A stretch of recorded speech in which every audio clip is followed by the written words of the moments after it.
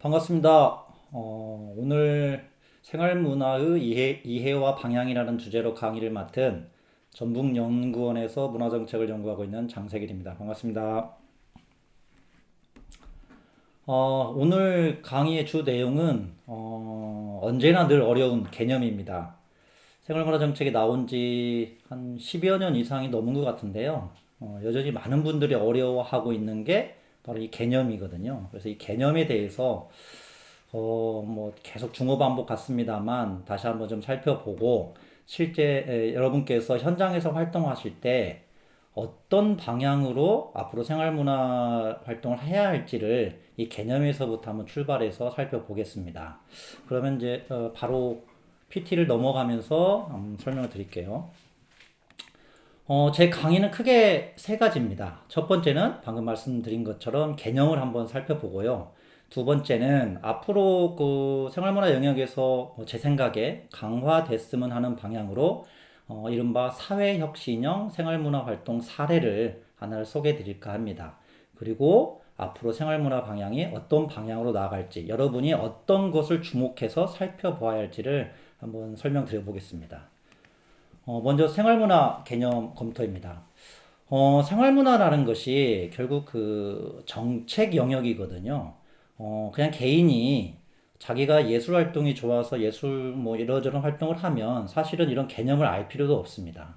근데 여러분의 활동이 주로 공적인 지원을 받거나 또는 공공의 영역에서 여러분이 매개자 역할 또는 기획을 하기 때문에 이 생활문화의 개념을 정책적 측면에서 살펴볼 필요가 있습니다. 그래서 이 정책적 개념으로는 제일 중요한 게 법이겠죠. 그래서 이 먼저 이 생활 문화라는 개념을 이해하기 위해서는 문화가 무엇인지를 살펴봐야 합니다. 이른바 흔히 문화하면 예술 이렇게 이야기를 하죠. 그런데 우리나라에 있는 법 중에 문화와 관련 법의 모법, 즉 어머니법이 엄마법이라고 하는 모법이 문화기본법인데 그 문화기본법에서는 다음과 같이 문화를 설명합니다. 한번 읽어볼까요? 문화예술, 생활양식, 공동체적 삶의 방식, 가치체계, 전통 및 신념 등을 포함하는 사회나 사회 구성원의 고유한 정신적, 물질적, 지적, 감성적 특성의 총체. 너무 어렵죠? 예, 저도 어렵습니다. 문화인류학을 전공한 저로서도 참 어려운 개념이 저 바로 문화입니다. 그런데 저 그림에서 보시는 것처럼 우리가 흔히 문화하면 예술, 이른바 문화예술 이야기 하는데요. 그거 말고도 뭐 중고등학교 때 배우셨을 겁니다. 생활 양식이라는 거 있지 않습니까? 뭐 종교, 지식, 의식주 또는 뭐 삶의 가치 이 모든 게 사실은 문화 영역에 포함되고요. 우리나라 법에서는 그렇게 잡고 있습니다. 이 개념에서 먼저 출발을 하는 게 맞는 것 같습니다. 그럼 두 번째 살펴볼 거는 우리가 많이 알고 있는 문화예술, 생활문화입니다. 예전에 이제 서울시에서도 생활문화라는 말을 쓰지 않고 생활예술이라는 말을 사용하기도 했었습니다. 이때 이제 예술이라고 하는 것은 저 문화예술진흥법에서 말하는 문화예술을 이야기합니다. 여러분이 너무 잘 알고 계시는 거죠. 문화, 미술, 음악, 무용, 연극, 영화 등등이고요. 여러분들이 좀 잘 모르시는 부분도 있을 수 있는데 바로 저 만화라는 것도 예술이 됐습니다. 한마디로 말하면 TV에 자주 나오는 그 기안84라는 분도 단순히 웹툰 작가 또는 방송인이 아니라 이 법에 의하면 예술가로 되고요. 그 유명한 건축가들도 예술가로 포함됩니다. 바로 저 법에 의해서 저렇게 정의가 됩니다. 자, 이제 본격적으로 그러면 생활문화라는 걸 한번 살펴볼까요? 생활문화라는 것이 법적으로, 즉 정책적으로 공식화된 거는 2014년 저 지역문화진흥법이 제정되고 시행되면서부터입니다. 그전에는 그냥 문화예술 활동이었죠. 저 생활문화라는 게 어쨌든 우리나라에서 공식 용어로 나온 게 저 법에 의해요. 근데 이제 저 법에서 나오는 정의가 상당히 어렵기는 사실입니다. 어려운 건 사실입니다. 그래서 저 법을 바꾸자는 말이 많이 있습니다만 어쨌든 저 법에 의해서 현재 정책이 추진되기 때문에 저 법을 가지고 한번 이해를 해보겠습니다. 다시 한번 제가 읽어보면 생활문화란 지역의 주민이 문화적 욕구 충족을 위하여 자발적이거나 일상적으로 참여하여 행하는 유형, 무형의 문화적 활동이라고 이야기를 합니다.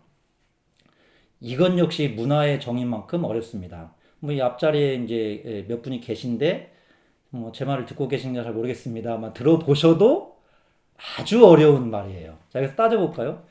이 개념을 다 이해하려면 먼저 지역이 뭔지부터 알아야 돼요. 지역은 어느 지역을 말하지? 서울시? 아니면 동작구? 아니면 무슨 통? 아니면 우리나라의 뭐 호남권? 여기까지 포함하나? 어렵죠. 그 다음에 더 중요한 게 문화적 욕구 충족이라는 겁니다. 아까 우리가 문화기본법에서 문화를 살펴봤죠. 거기에는 예술뿐만 아니라 전통 민속 또는 세시풍속 심지어는 종교까지 들어가 있어요.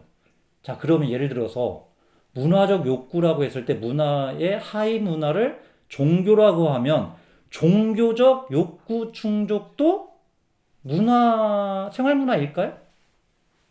저 정의에 따르면 어떻게 생각하십니까? 그리고 거기에 보면 뭐 다양한 뭐 관계를 맺는 것도 있어요. 그 다음에 내가 돈 벌고 싶은 어떤 경제적 행위의 수단 같은 거, 그 가치도 문화에 포함됩니다. 그러면 내가 돈을 벌어서 어떻게 하겠다는 것도 문화적 욕구에 포함되는 거죠. 문화기본법의 문화에 따르면. 아, 이거 헷갈리기 시작하는 거죠. 자, 그 다음에 자발적이거나 일상적.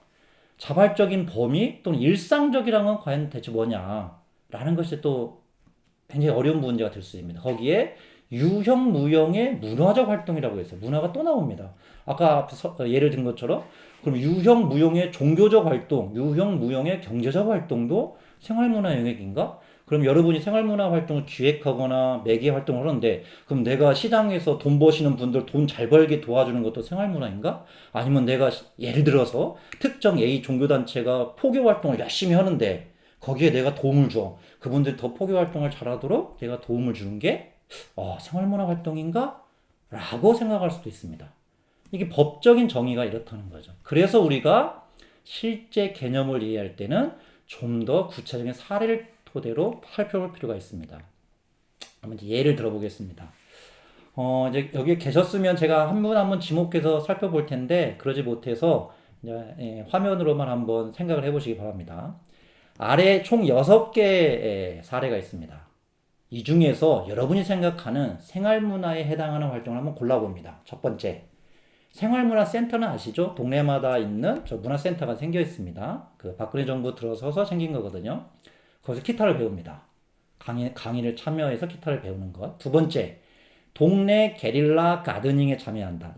게릴라 가드닝이라는 것은 원예 활동이에요. 그런데 게릴라는 뭐냐면 어두침침한 골목, 쓰레기가 넘치는 골목 같은 곳에 이 꽃씨를 담은 그 폭탄이라고 하는 그 흙에다가 꽃씨를 담은 거를 투척해서 도망가는. 그래서 거기에 꽃이 펴서 그 어두운 골목이 다른 분위기로 가는 것. 대체 이런 것들을 게릴라 가드닝이라고 합니다. 저거는 이제 원예 활동의 하나죠. 세 번째는 드론 동호회 활동하는 겁니다. 동호회는 동호회인데 드론이에요. 저게 과연 생활문화 활동일까? 고민스럽습니다. 자, 네 번째는 종교 합창대회에 참가합니다. 종교에서 합창단 대회를 열어요. 합창은 노래죠? 예술이에요. 그런데 종교가 붙었어요. 이걸 내가 생활문화로 볼 수 있나? 고민스럽죠. 그 다음에 다섯 번째, 집 짓는 기술을 배워 직접 집을 짓습니다. 아까 문화예술의 영역 중에 하나가 건축이 들어가 있습니다. 그렇죠? 그럼 건축하는 행위단 말이죠, 저게. 근데 약간 좀 헷갈리는 게 내가 집을 짓는 거예요. 근데 이게 과연 그럼 이것도 생활문화 활동인가? 마지막 스포츠 댄스입니다. 이건 좀 더 헷갈려요. 스포츠 체육이에요. 근데 댄스가 있어요. 이건 또 춤이단 말이죠. 그럼 이건 어떻게 할 건가? 어떻게 보면 다 생활문화 활동일 수도 있고 어떻게 보면 아닐 수도 있어요. 여기서 이제 여러분이 선택을 하시는데 어떤 기준으로 선택하냐면 여러분이 서울문화재단의 생활문화팀 직원입니다. 그래서 서울 시민들에게 생활문화활동 지원할 테니까 신청하세요라고 사업을 공고를 했어요. 그랬더니 저 6개 사업을 제안서를 써가지고 제안서를 냈어요. 자, 이제 여러분이 직원이에요. 다 줄 수는 없죠. 이 정책이라는 건 지원 범위가 명확합니다. 심지어 국민재난지원기금도 줄 사람 있고 안 줄 사람 명확히 나누지 않습니까? 마찬가지입니다. 생활문화 지원도 괜히 그 생활문화 영역이 아닌데 줬어요? 그 떨어진 사람이 뭐라고 하죠? 나는 떨어지는데 생활문화 영역이 아닌 저 사람 지원했다고 뭐라고 합니다. 그래서 여러분이 한번 선택을 해보시는 거예요. 어떤 것은 생활문화 활동을 지원하고 어떤 것은 지원 안 해야지 고민스럽죠. 한번 선택을 해보시는 겁니다. 아, 제가 잠깐 뜸을 들이는 겁니다. 여러분이 선택하시라고. 자, 그리고 한번 이제 살펴보겠습니다. 선택하신 거를 머릿속에 가지고 제가 한번 설명을 해보겠습니다. 이 여기에서 설명하는 생활 문화 활동이라는 개념 정의는 정책적으로 정부가 정의했다기보다는요. 제가 이제 정책 연구자인데 제가 정책 연구자로서 개념화 한 겁니다. 이건 참조라는 것을 좀 말씀을 드립니다. 생활 문화 활동을 세 가지로 구분해서 한번 살펴보겠습니다. 먼저 생활이라는 겁니다. 아까 지역문화진흥법에서 생활 문화를 정의할 때 일상적이라는 말이 있습니다. 그 일상적과 관련된 게 저 생활일 수가 있겠는데요. 보다 중요한 거는 저 생활이라는 거는 여러분이 많이 들어보신 문화 민주주의라는 개념하고 관련되어 있습니다. 쉽게 설명하면 문화의 민주화라는 전략이 있고요. 문화 민주주의라는 전략이 있어요. 문예회관 공연장이 있습니다. 연극을 합니다. 문화의 민주화는 객석에서 관람하는 주민이 있는데 가난한 사람들이 돈이 없어서 이 객석에서 연극을 보지 못해요. 그러니까 정부가 무료로 이 공연을 하게 하든지 바우처 예산을 지원해서 사회 취약계층이 공연을 볼 수 있게 하는 객석에 많이 오게 하는 게 문화의 민주화 전략이라고 합니다. 근데 최근에는 문화민주주의라고 하는데 이게 뭐냐면 객석에서 예술인이 공연하는 것을 보기만 했던 주민이 무대 위로 올라가는 거예요. 수동적으로 공연만 보는 게 아니라 무대 위에 올라가서 내가 연극의 주인공이 돼서 내가 연극을 직접 하는 겁니다. 즉 내가 주체자로 참여하는 것이 중요한 게 바로 문화민주주의 전략이라고 하고 우리나라 문화정책은 현재 이 문화민주주의 전략으로 가고 있습니다. 이 문화민주주의 전략은 중요한 거는 비전문가, 즉 예술인이 아닌 아마추어가 무대에 올라가는 거고요. 특히 연극이 정말 좋은 작품이 아니어도 돼요. 연극을 만드는 과정이 중요한 거죠. 그 과정에서 감수성을 키우고 뭔가 예술적 치유를 얻게 되는 것이 저 민주주의하고 관련되어 있습니다. 그래서 일상적이라는 말이 즉 참여, 과정, 아마추어 또는 내가 그냥 집과 직장에서 가까운 곳에서 언제든지 내가 하고 싶을 때 누릴 수 있는 게 저 생활이라는 개념하고 관련되어 있어요. 즉 저건 또 개방성인 거죠. 이제 문화를 한번 살펴보겠습니다. 아까 앞에서 문화라는 것이 굉장히 포괄적이었어요. 그렇게 놓고 보면 아까 뭐라고 했죠? 특정 종교를 포교하는 활동도 문화적 욕구에 되고 무형의 문화적 활동이 되기 때문에 잘못 오면 정부가 그 종교 활동에 지원을 하게 돼 있어요. 그런데 우리나라 헌법에는 종교와 정치는 분리하게 돼 있습니다. 정부가 종교 활동에 돈을 지원할 수가 없어요.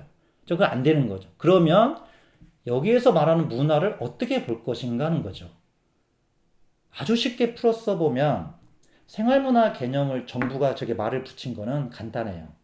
전문 체육이 있잖아요. 엘리트 체육이 있고 생활 체육이 있지 않습니까? 그것처럼 전문 예술이 있고 생활 체육의 말을 빗대서 생활 문화로 한 거예요. 그런데 그냥 생활 예술을 했으면 좀 더 쉬웠을 텐데 단순히 예술만이 아니라 다양한 활동까지 포괄한다고 해서 생활 문화로 포함됐다고 이해를 하시면 돼요.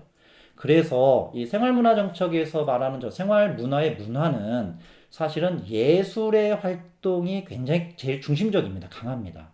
그래서 저는 어떻게 그걸 이해를 하냐면 바로 미학적인 어떤 것이라고 이야기를 해요. 예술에서 말하는 미학적 요소가 내재된 유형무형의 활동과 그 결과물이라는 거죠.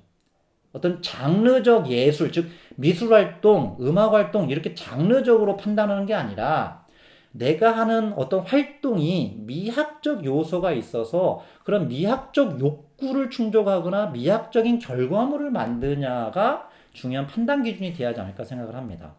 활동이라는 거 이제 여러분이 아시는 뭐 동호회 활동일 수도 있고요. 여러 명이 같이 하는 활동이죠. 나 혼자 하는 활동도 포함됩니다만 주로 공동체적 활동을 이야기합니다. 자, 이런 기준으로 아까 여러분이 머릿속에 생각했던 거 한번 맞았는지 틀렸는지를 한번 살펴보겠습니다. 정답은 없고요. 제가 내놓은 개념에 따라서 한번 살펴보는 겁니다. 미학적인 어떤 것이라는 것, 즉 미학적 요소가 내재된 자발적 문화활동과 결과물이라는 것을 생활문화라고 한번 우리가 정해놓고 보면 첫 번째 생활문화센터에서 기타를 배우는 거는 생활문화 활동으로 지원을 할 수 있겠죠. 맞나요? 맞으면 앞에 계신 분 고개 한번 끄덕여 보시죠. 네, 맞답니다. 두 번째, 동네 게릴라 가드닝에 참여를 했어요. 이거는 생활문화 활동일까요? 아니면 농림축산식품부에서 지원해야 하는 원예 활동일까요? 성격에 따라 다를 수 있다고 보거든요. 단순하게 가로환경 정비처럼 꽃을 심는 활동, 이건 원예 활동이죠. 그런데 이 게릴라 가드닝에 인문가 또는 예술가가 참여해서 단순히 꽃만 심는 게 아니라 그 동네 이야기를 꽃과 식물을 통해서 같이 뭔가 거기다 넣는다. 즉 디자인 개념이 들어간다. 또는 인문적 이야기가 그 게릴라 가든에 포함된다고 하면 우리가 이야기하는 미학적인 어떤 것이 되는 거죠. 그래서 즉 저 활동은 원해지만 거기서 나오는 활동과 결과물은 생활문화 영역에 포함될 수 있는 거죠. 그 판단이 다른 겁니다. 드론도 마찬가지입니다. 드론은 분명히 과학기술적 활동이에요. 그런데 예전에 평창올림픽에서 집단 드론 쇼를 보셨잖아요.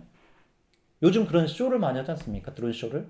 즉, 저 드론 동호회가 드론을 활용해서 어떤 예술적 표현을 한다고 하면 그것도 생활문화 영역에 포함될 수 있다고 생각합니다. 종교는 좀 다릅니다. 아까 말한 대로 특정 종교의 포교 활동은 정부가 지원할 수는 없어요. 근데 이렇게 한다고 하면 어떨까요? 예를 들면 기독교, 불교, 천주교, 원불교, 그 다음에 이슬람 각각의 종교마다 합창이 있어요. 그 합창들이 모이는 대회를 여는 거죠. 그러니까 특정 종교의 합창대회가 아니라 다수의 다양한 종교의 합창들이 모인 합창대회는 특정 종교에 대한 종교를 퍼뜨리는 포교 활동이 아니라 어떤 종교적 음악에 대한 대회가 되는 거죠. 이건 저는 이제 문화활동으로 지원할 수 있다고 보는 겁니다. 집 짓는 기술을 배워 직접 집을 짓는 것은 다른 것 같아요. 이건 지극히 개인적인 거죠. 내 개인적인 것을 위한 것, 즉 활동이라고 보기보다는 나의 생존과 관련된 어떤 것이기 때문에 사실 저거는 아무리 건축이라고 하더라도 좀 어려움이 있습니다. 다만 근데 여럿이 모여서 새로운 어떤 건축적 활동을 해보겠다고 하는 것도 다른 문제죠. 스포츠 때는 아주 쉽습니다. 저거는 뭐 전국체전 대회도 있잖아요. 그래서 저거는 생활체육이면서도 저는 댄스, 무용이기 때문에 생활문화 활동에 또 포함됩니다. 그렇게 놓고 보면 그 내용이 어떤 거에 따라서 지원할 수 있고 안 할 수 있다 나온다는 거예요. 여러분이 문화재단 직원이라고 했을 때 저렇게 6개가 오면 저 판단을 장르, 즉 미술, 음악 이런 방식의 판단보다는 굉장히 포괄적이고 추상적으로 정의되어 있는 생활문화의 법적 정의를 잘 활용하셔서 이 활동이 어떤 미학적인 것, 이른바 생활예술을 중심으로 한 생활문화 활동인지를 판단하셔서 결정하는 게 필요하고, 그게 명확하게 이렇게 기준을 잡혀야 나중에 이제 뭐 민원이나 이런 게 발생했을 때 그런 문제 해결할 수 있지 않을까 생각을 합니다. 그래서 이건 어쨌든 제가 연구를 하면서 나름 정리한 거기 때문에요. 이 부분은 참고용이고 이런 식으로 여러분도 한번 고민을 해보셨으면 좋겠습니다. 그 다음에 이제 이 생활문화라는 것을 이렇게 살펴보면, 이게 이제 이것도 마찬가지로 여러분이 이제 직원이 있었을 때 생활문화 활동을 어떤 지원하는 사업을 만들 때 단계별 어떤 지원이 필요하다는 점에서 말씀을 드려요. 이게 뭐냐면, 뭐 생활문화라는 것을 우리가 하다 보면 굉장히 단순한 어떤 강좌 중심이나 또는 교육 중심으로 뭔가 갑니다. 근데 이게 이제 어느 정도 사람이 뭔가 기능을 배우다 보면 활동의 영역이 넓어지거나 질적인 단계로 도약해요. 그걸 보시면 첫 번째가 관람으로 갑니다. 이게 뭐 내가 어릴 적 봤던 영화 한 편이 뭐 평생을 좌우한다는 것처럼 일단 봐야죠. 봐야 좋은지 나쁜지를 알죠. 그리고 내가 한번 직접 해보는 거죠. 기타를 한번 튕겨봐야 이게 내가 정말 해야 할 일인가 아닌가 알게 되는 거죠. 그게 이제 관람입니다. 두 번째는 기타를 쳐봤더니 너무 좋아요. 그래서 이 두 번째가 교육을 가는 거죠. 내가 이제 정말 참여해서 기타 코드를 잡고 배웁니다. 그리고 배웠어요. 그 다음에 어떻게 하죠? 공연을 해보고 싶어요. 근데 공연을 하는 겁니다. 그런데 이게 참 공연할 때 어렵잖아요. 기타를 내가 아무리 열심히 나는 정말 듣기 좋은 소리라고 하지만 처음 배우는 사람은 시끄러운 소리가 나잖아요. 그런 식의 이제 그런 때문에 그런 사람을 위한 장소를 제공해 주는 것들 필요한 거죠. 여기까지가 개인적인 활동이고요. 이 활동 이후에 생활문화의 활동이라는 것이 자연스럽게 공동체적으로 펼쳐집니다. 뭉치게 되고요. 그다음에 자기가 배운 거를 저 이제 시작한 친구들에게 알려주려고 하는 봉사활동으로 이어지고요. 이 생활문화 영역이 나중에 설명드립니다만 예술을 기능을 배우고 그걸 향유하는 걸 넘어서 이 생활문화 활동을 토대로 마을의 문제, 사회의 문제에 뭔가 관여하려고 하는 활동으로 이어집니다. 그게 문화 공동체로 이어지는 게 나타납니다. 그래서 보시면 관람, 교육, 참여, 이 개인적인 활동을 해서 나중에는 공동체, 사회적 활동으로 이어지는 이 단계도 좀 알고 계셔야 나중에 여러분이 사업을 구상하실 때 도움이 될 것 같고 이 다음에 이어지는 사회적 신형 어떤 문화 공동체 활동 사례에도 도움이 될 거라고 생각합니다. 여기까지 생활문화 개념에 대해서 한번 살펴봤습니다.